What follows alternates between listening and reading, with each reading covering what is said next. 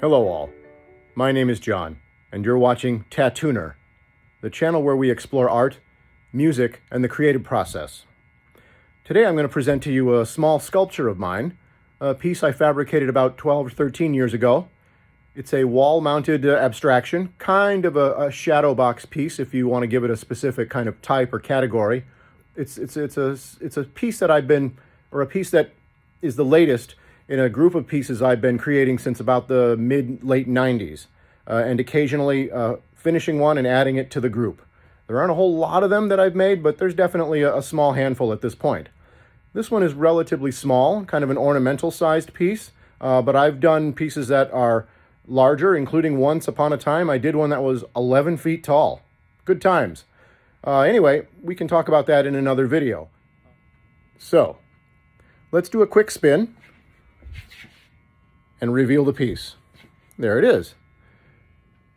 Again, it's a small piece, but one that took plenty of time, plenty of focus, and I don't discriminate between large, small, or any other kind of dimension on my artwork.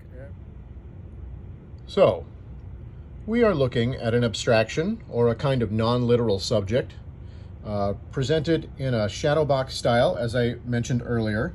You can see here a pretty thick frame, about 1 3/8 thick. So when I say box, I'm talking about a lot of depth, as well as a perpendicular recess from a thin outer front face. You see it goes in about, I'm guessing about 1/2 inch, 3/8 to 1/2 inch. Anyway, so there you have your white abstraction, and we will look closely at the parts and whatnot coming up shortly with a really neat slideshow that I'm going to be laying on you. But the dimensions of the piece for now are 4 inches wide, 5 inches tall. Again, the frame is 1 3/8 deep, and then another 1 7/8 or so, and you've got a full depth or height from the wall, or however you want to label it, of 3 1/4 inches. So even though the thing is kind of like in a shadow box presentation, the piece protrudes more than twice the distance out from the wall as the frame. So it's in a box, but it's leaping out at you. And that leaping out thing I like to call an extrusion. It's as if I'm extruding something through, say, another plane of existence or another dimension, and bringing it in a 3D form into our reality to be able to apprehend, so to say. So, how do these extrusions begin?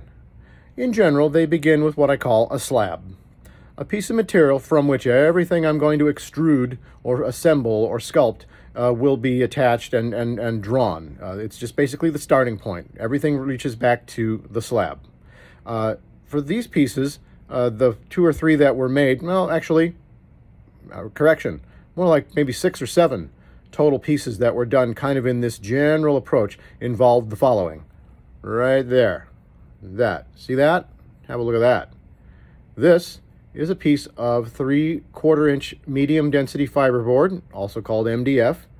But upon it, you'll see this kind of very odd looking, shapely weirdness. It is in fact Bondo.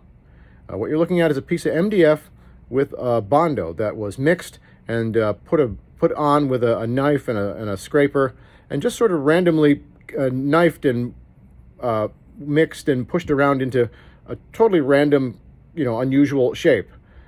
And what I did was, after I let the Bondo set and everything, I took the slab of MDF, the larger overall piece, put it on a table saw, and just began cutting it into these small blocks. And what you see, obviously, is what you get basically when you cut up a pan of brownies, is a surface with a kind of random texture, just divided off into little portions of the same overall kind of texture.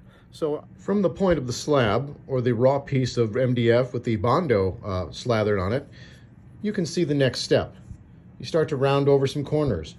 You start to add some new details. You start to wonder, what can we do with this? Where will this lead? Look at that nice big opening there. Why don't we just drill a hole through the whole damn piece and see what happens? Oh, that sounds fun. Never tried that exactly before.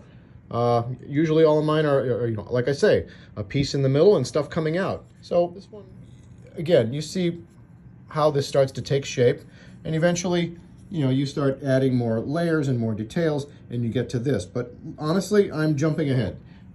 How do we get to this? Well, we start adding this.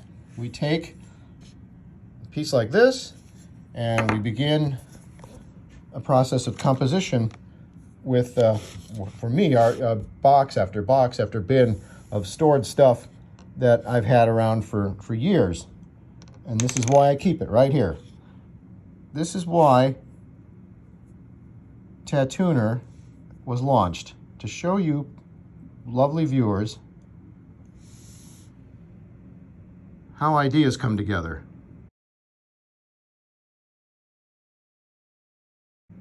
How? So, where did my extrusions come from? Well, other than here, obviously, they came from my sketchbooks. That's the short answer. And believe me, I'm working on them short answers, because editing these videos is a grind, but worth it. Don't get me wrong. Sorry about the peculiar transitions. Editing, still learning about the editing. Okay. Anyway, where was I? Sketchbooks. The original extrusions, as they were, came from my sketchbooks and were in fact not extruded at all, but rather two-dimensional renderings. Colored pencil, markers primarily, little blending, little pastel here and there, little airbrush here and there. I've done a fair number of airbrush illustrations that we can have a look at, but eventually it was through, or rather after, a long and very satisfying period of development in my sketchbooks. I'm not drifting off camera. Gosh, I need a tripod. Hold on. There. There was a long fertile period of renderings that were going on in the sketchbooks that eventually one day, just sitting around with all my wood scraps everywhere, I just said, couldn't I make one of these things instead of draw it? What would happen if I tried doing one of these renderings, these abstract renderings in 3 dimensions instead of 2? And well, essentially that was it. My first thought or two was along the lines of getting a pneumatic nailer or something, so I could just put a piece of plywood up vertically and start grabbing things and just nailing it quickly. This, like, to try to mimic the speed and the spontaneity of the marker strokes and the colored pencil lines in the sketchbook. So I immediately wanted to make that leap of presence and immediacy of the renderings from the 2D to the 3D medium. Gradually, I just kind of settled back and realized, well, these things are just going to have to be built like a model. I began to keep more and more of my scraps that would be left over from other things I was working on. I began to add things I could find at the hardware store or the craft store to the inventory. Pretty soon, box after box would show up and be filled with every kind of thing, with all kinds of interesting groups. This is John, and you're watching Tattooner, the channel where we explore art, music, and the creative process. I want to thank all of you viewers for sticking with me on this video. We have so far today done a reveal on today's subject, and then spent some time exploring the origin of the piece, which I refer to as an extrusion. We've looked at how extrusions are made, where the inspiration for them came from, and now, coming back to today's subject, I'd like to focus on the process of how this particular piece came into being.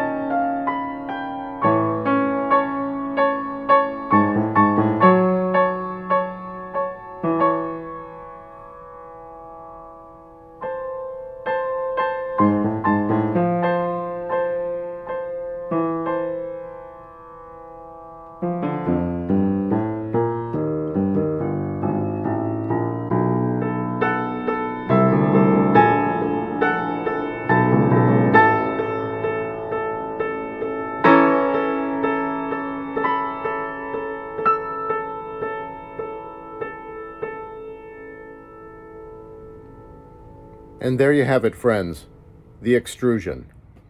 A little snapshot from the other side. So, it occurs to me that this is the kind of thing I would probably wanted to have said at the very beginning of the video, but what you are watching and have just watched is part one in a series that will now be known henceforth as Extrusions. Of course, it made sense, but it skipped my mind that a series was actually now kicking off. So there will be more pieces like this, more videos like this, where we will take a single extrusion, specifically named, and we will examine it up close. So, until that time, I really want to thank you for watching and checking out Tattooner and telling all your friends and family about it. And I'm very grateful for that. The liking and the subscribing and all that stuff is awesome. So again, thank you once more. Please come back soon for the next video, and I will walk you through, or we will rather walk together, I should say, through art, music, and the creative process. Until then, take care, everybody.